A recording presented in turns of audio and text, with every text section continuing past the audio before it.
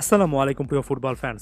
একই দিনে আর্জেন্টাইন প্লেয়ারদের ক্লাব ফুটবলের দুর্দান্ত পারফরম্যান্সটা একটু আলাদা করে অ্যানালাইজ করতে চাই এবং শুরুতে বলে নিচ্ছি যে ভিডিওটা আমি দুই ভাগে করেছি। প্রথম ভাগটাতে আনহেল ডিমারিয়ার অসাধারণ হ্যাটট্রিকের কথা অন্য একটা ভিডিওতে কিন্তু বলেছি, কারণ ডিমারিয়া সত্যিকার অর্থে অন্য একটা ভিডিও করতে বাধ্য করেছেন।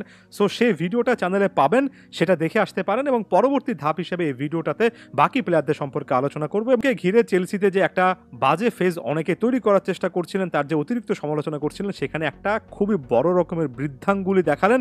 এনজো হাতে কলমে প্রমাণ করলেন যে ফুরিয়ে যাওয়ার ধারে কাছে এই মুহূর্তে তিনি নেই। একই সঙ্গে নিজের জন্য মনের শান্তির মতো একটা ব্যাপার, মাত্র কিছুদিন আগে এনজো ফার্নান্দেসকে কেন চেলসির কোচ একাদশের বাইরে রাখছেন সেটা নিয়ে আলোচনা করেছিলাম এবং বারবার করে বলেছিলাম যে একজন কোচের জন্য তার ট্যাকটিক্সের সঙ্গে মানানসই প্লেয়ার খুঁজতে গিয়ে অনেক সময় ভালো মানের প্লেয়ারকেও কিন্তু বসিয়ে রাখতে হয়। যখন তার ট্যাকটিক্সে একটু পরিবর্তন আসে, তিনি যদি পরবর্তী কোনো একটা ম্যাচে ভিন্ন কোনো কিছু করার চেষ্টা করেন, সেক্ষেত্রে যে প্লেয়ারটাকে আগে বসিয়ে রেখেছিলেন সেই প্লেয়ারটাই অনেক বেশি করে ভাইটাল হয়। আপনারা নিশ্চয়ই সেই ভিডিওটা দেখেছেন বা মনে রেখেছেন।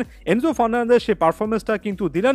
এটা এমন একটা ম্যাচ ছিল যেখানে চেলসির কোচ এনজো ফার্নান্দেসকে একটু হাই অন দ্য পিচ রেখেছেন, অনেকটাই ডিবক্সের বাইরে, প্রতিপক্ষ ডিবক্সের বাইরে কিন্তু এনজো ফার্নান্দেসের একটা প্রেজেন্স ছিল এবং ফাইনাল থার্ডে নিকোলাস জ্যাকসনের সঙ্গে কানেকশন মেক করার একটা ব্যাপার ছিল। হিটম্যাপ কিন্তু ক্লিয়ারলি সেই জিনিসটা বলে।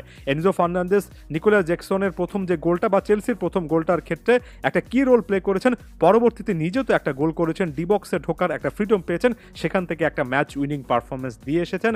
আরও একবার আমি খুবই ক্লিয়ারলি বলছি, এনজোকে যদি আপনি সেন্ট্রাল ডিফেন্সিভ মিডফিল্ডার হিসেবে বা ডিফেন্সিভ মিডফিল্ডার হিসেবে একটা ডিস্ট্রিবিউটর রোল দেন, যেখানে তার কাজ হবে একটার পর একটা পাস জেনারেট করা, এনজো সেখানে অনেক বেশি করে শাইন করবেন। কিংবা এনজো ফার্নান্দেসকে যদি আপনি একটু হাই অন দ্য পিচে রেখে পিচের একটু সামনের দিকে ফাইনাল থার্ডে রেখে একজন অ্যাটাকিং মিডফিল্ডার হিসেবে ব্যবহার করে সেখানে সেন্টার ফরওয়ার্ডের সঙ্গে একটা লিঙ্ক আপ তৈরি করার চেষ্টা করেন, সেখানেও এনজো ফার্নান্দেস ভালো করবেন। মাঝখানে যদি আপনার ডিফেন্সিভ মিডফিল্ডের ডাবল পিভট সিস্টেমে ফিজিক্যাল ফুটবল, অনেক বেশি করে শরীর নির্ভর ফুটবলের দিকে আপনি প্রাধান্য দেন, সেক্ষেত্রে এনজো ফার্নান্দেস খুব ভালো অপশন হবেন না। কোচের উপর নির্ভর করে চেলসিতে এনজো মারেস্কা আসলে যে জিনিসটা কোনো একটা ম্যাচে ট্রাই করছেন, সেটার উপর নির্ভর করে এনজো ফার্নান্দেস সেই ম্যাচটাতে কতটা ভালো করতে পারেন। যদি সুযোগ পান, যদি ট্যাকটিক্সটা তার মতো প্লেয়ারের পক্ষে থাকে, এনজো এমন পারফরমেন্স রেগুলারলি কিন্তু দিতে পারেন। এরপর আমি জুলিয়ানো সিমিওনের কথায় আসবো এবং এখানে এসে আমি আরও একবার নিজের মুগ্ধতার কথা বলবো। 700তম ম্যাচ ছিল তার বাবা ডিয়েগো সিমিওনের অ্যাথলেটিকো মাদ্রিদের কোচ হিসেবে, যে ম্যাচটাতে শেষ দিকে এসে অ্যাথলেটিকো মাদ্রিদ দুর্দান্ত দুটো গোলের মাধ্যমে জয় ছিনিয়ে নেয়। এখন আপনি এই ম্যাচটাতে যদি আমি বলি যে জুলিয়ানো সিমিওনি যে পারফরমেন্সটা দিয়েছেন, যেখানে তিনি ম্যান অফ দ্য ম্যাচ হয়েছেন এবং টানা 3টে ম্যাচে অ্যাথলেটিকো মাদ্রিদের হয়ে তিনি ম্যান অফ দ্য ম্যাচ হয়েছেন, আপনি অবাক হবেন যে জুলিয়ানো সিমিওনি কিন্তু স্টার্টিং লাইনআপে ছিলেন না। বদলি হিসেবে নেমে 45 মিনিটের একটা পারফরমেন্সে তিনি কিন্তু কোনো গোল কিংবা অ্যাসিস্টও করেননি। তারপরও কেন তাকে official man of the match বলা হচ্ছে, এবং এটার জন্যই আপনাকে খেলাটা দেখতে হবে। তিনি যখন মাঠে থাকেন, যেভাবে পুরো দলকে একেবারে জাগিয়ে তোলেন, রিভাইটালাইজ করেন, সেই জিনিসটাই কিন্তু জুলিয়ানো সিমিওনির সবচেয়ে বড় একটা ফ্যাক্টর। এর পাশাপাশি এটাও বলি যে দারুণ পরিশ্রম করেন, পাসিং অ্যাকুরেসিটা সবসময় অসাধারণ রাখেন। এই একটা ম্যাচে 48টা টাচের মধ্যে 4টা পাস তিনি কিন্তু ফাইনাল থার্ডে জেনারেট করেছেন, অর্থাৎ যে জায়গাগুলো থেকে অ্যাথলেটিকো মাদ্রিদ শেষের দিকে এসে গোল কিংবা গোল করার মতো সিচুয়েশন পেয়েছে, সেটার উৎস মুখে জুলিয়ানো সিমিওনি ছিলেন। তাই খেলা প্রপারলি যদি না দেখেন, তাহলে গোল কিংবা অ্যাসিস্টে হয়তোবা এই নামটা খুঁজে পাবেন না। তবে মাঠের পারফরমেন্সে টানা 3টা ম্যাচে লা লিগাতে অ্যাথলেটিকো মাদ্রিদের মতো একটা দলের হয়ে খেলে ম্যান অফ দ্য ম্যাচ হওয়াটা সত্যি অর্থে বড় রকমের একটা অর্জন।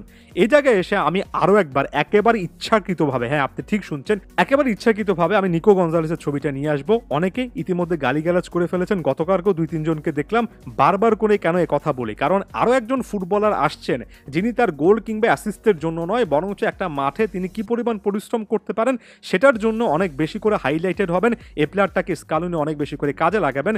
কখনো কখনো যদি চান্সেস মিস করেন, আপনাদের মধ্যে যারা তাকে কেন্দ্র করে আজে বাজে কথাবার্তা বলা শুরু করে ফেলবেন, যেটা নিকোর ক্ষেত্রে করেছেন, আমি তাই শুরু থেকে ক্লিয়ারলি বলে নিচ্ছি, গোল কিংবা অ্যাসিস্ট দিয়ে জুলিয়ানো সিমিওনের খেলাটা আপনি মাপতে পারবেন না। আপনার খেলাটা প্রপারলি দেখতে হবে, বুঝতে হবে।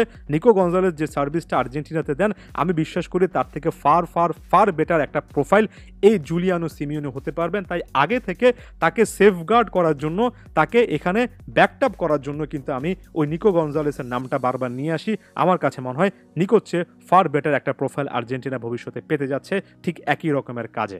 চেষ্টা করব এজিকিউল প্যালাসিওসের পারফরমেন্স দিয়ে। এই মিডফিল্ডার একটা গোল একটা অ্যাসিস্ট পেয়েছেন বেয়ার লেভারকুসেনের জার্সিতে, এবং সেই একটা গোল একটা অ্যাসিস্ট এমন সময় পেয়েছেন যখন বেয়ার রীতিমতো 2-0 গোলে পিছিয়ে ছিল। তারপর তিনি নিজে দুর্দান্ত একটা গোল করেছেন, এরপরে একটা অ্যাসিস্ট করেছেন প্যাট্রিক শিককে, যিনি পরবর্তীতে হ্যাটট্রিক করেছেন এবং ম্যাচটা বেয়ার লেভারকুসেনের পক্ষে নিয়ে এসেছেন।